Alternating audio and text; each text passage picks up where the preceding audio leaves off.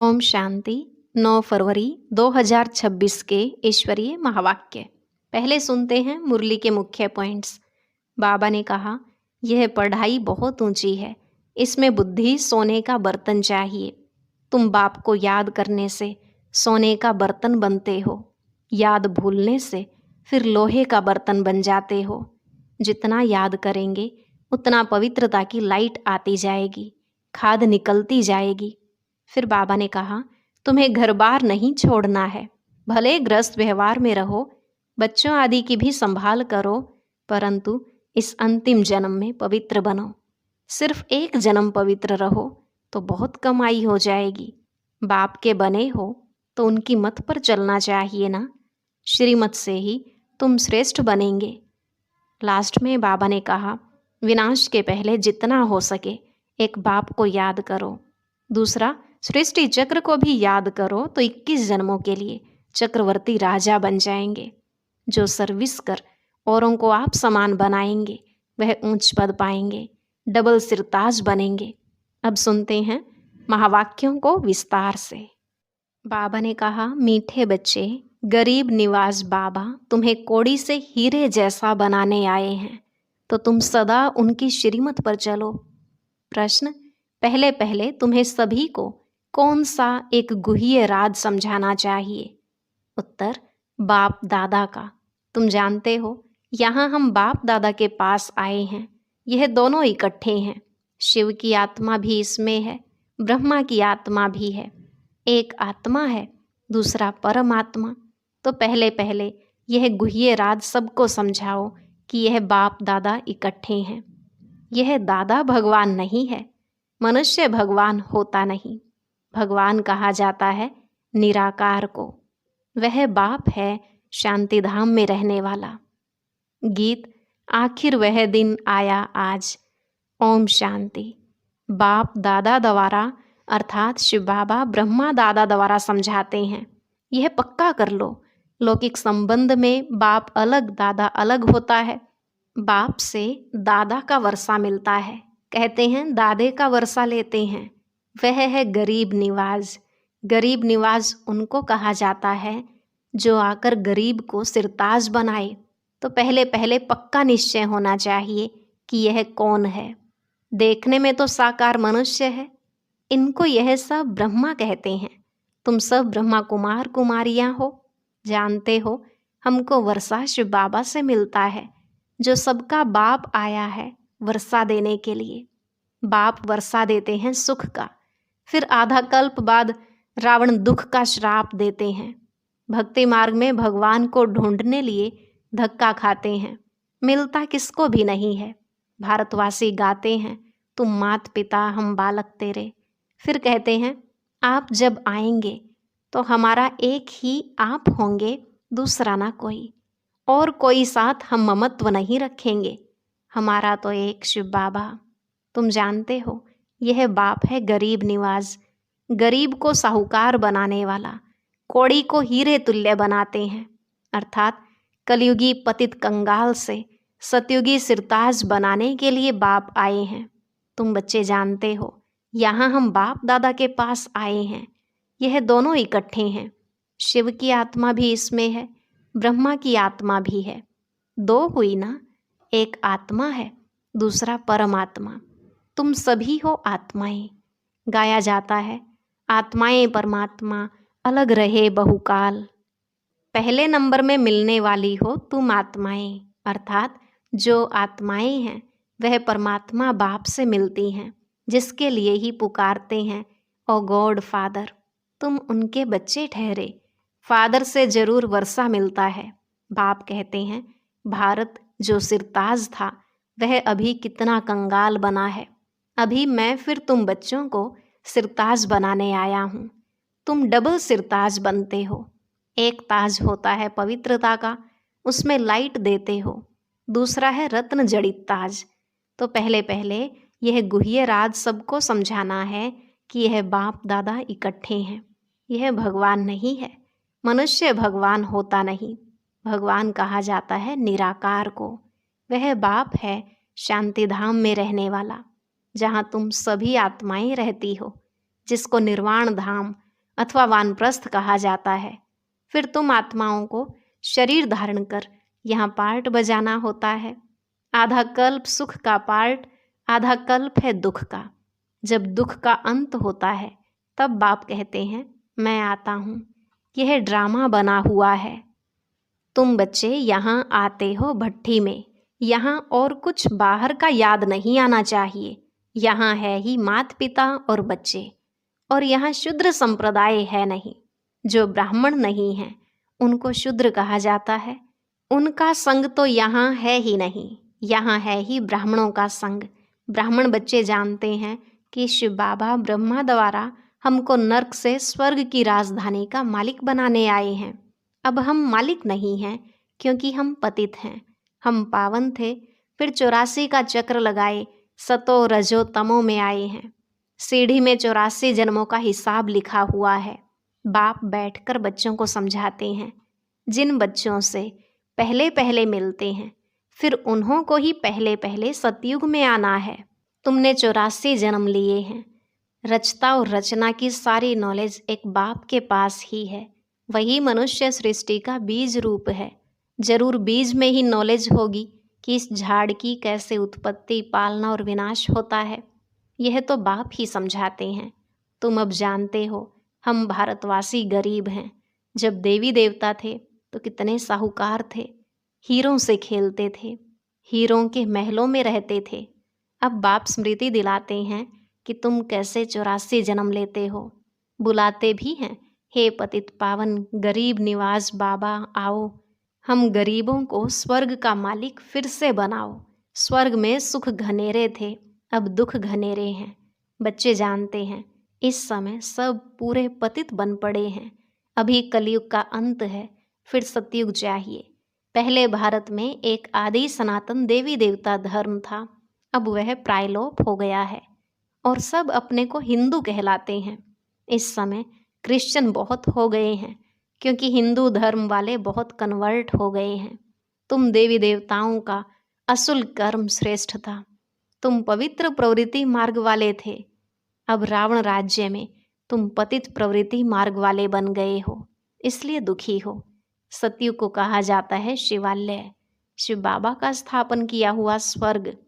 बाप कहते हैं मैं आकर तुम बच्चों को शूद्र से ब्राह्मण बनाए, तुमको सूर्यवंशी चंद्रवंशी राजधानी का वर्षा देता हूँ। यह बाप दादा है, इनको भूलो मत। शिव बाबा ब्रह्मा द्वारा हमको स्वर्ग का लायक बना रहे हैं, क्योंकि पतित आत्मा तो मुक्तिधाम में जा न सके जब तक पावन न बने। अभी बाप कहते हैं मैं आकर तुमको पावन बनने का रास्ता बताता हूँ। मैं तुमको पदमपति स्वर्ग का मालिक बनाकर गया था। बरोबर तुमको स्मृति आई है कि हम स्वर्ग के मालिक थे। उस समय हम बहुत थोड़े थे, अभी तो कितने ढेर मनुष्य हैं। सतयुग में 9 लाख होते हैं। तो बाप कहते हैं मैं आकर ब्रह्मा द्वारा स्वर्ग की स्थापना, शंकर द्वारा विनाश करा देता हूँ। तैयारी सब कर रहे हैं कल्प पहले मुआफिक। कितने बॉम्ब्स बनाते हैं। 5000 वर्ष पहले भी यह महाभारत लड़ाई लगी थी। भगवान ने आकर राजयोग सिखाए, मनुष्य को नर से नारायण बनाया था। तो जरूर कलयुगी पुरानी दुनिया का विनाश होना चाहिए। सारे भंभोर को आग लगेगी, नहीं तो विनाश कैसे हो। आजकल बॉम्ब्स में आग भी भरते हैं। मूसलाधार बरसात, अर्थक्वेक्स आदि सब होंगी, तब तो विनाश होगा। पुरानी दुनिया का विनाश, नई दुनिया की स्थापना होती है। यह है संगम युग। रावण राज्य मुर्दाबाद हो, राम राज्य जिंदाबाद होता है।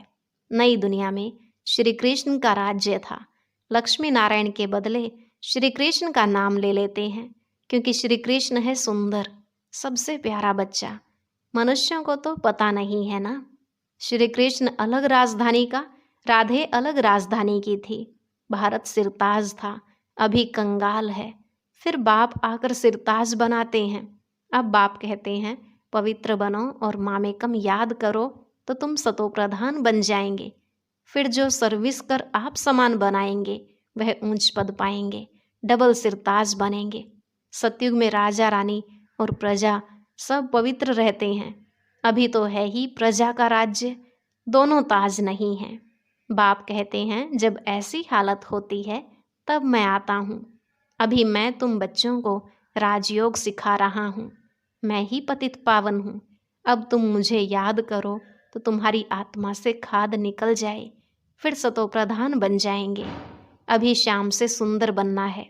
सोने में खाद पड़ने से काला हो जाता है, तो अब खाद को निकालना है। बेहद का बाप कहते हैं, तुम काम चिता पर बैठ काले बन गए हो। अब ज्ञान चिता पर बैठो और सबसे ममत्व मिटा दो। तुम आशिक हो मुझे एक माशूक के। भक्त सब भगवान को याद करते हैं। सतयुग त्रेता में भक्ति होती नहीं, वहां तो है ज्ञान की प्रालब्ध। बाप आकर ज्ञान से रात को दिन बनाते हैं। ऐसे नहीं कि शास्त्र पढ़ने से दिन हो जाएगा। वह है भक्ति की सामग्री। ज्ञान सागर पतित पावन एक ही बाप है।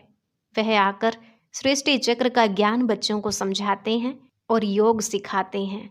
ईश्वर के साथ योग लगाने वाले योग योगेश्वर और फिर बनते हैं राज राजेश्वर, राज राजेश्वरी। तुम ईश्वर द्वारा राजाओं का राजा बनते हो।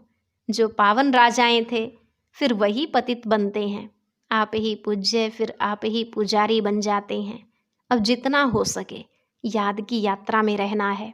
जैसे आशिक माशूक को याद करते हैं ना, जैसे कन्या की सगाई होने से फिर एक दो को याद करते रहते हैं। अभी यह जो माशूक है उनके तो बहुत आशिक हैं भक्ति मार्ग में।